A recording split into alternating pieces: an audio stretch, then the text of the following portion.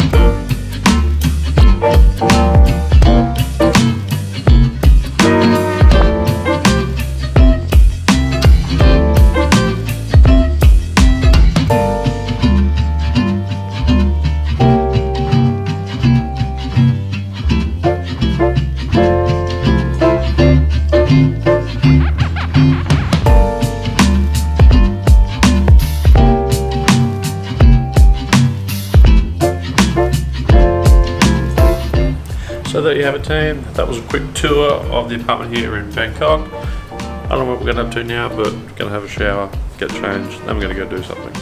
Khao San Road maybe. So we're doing Street food, I don't know.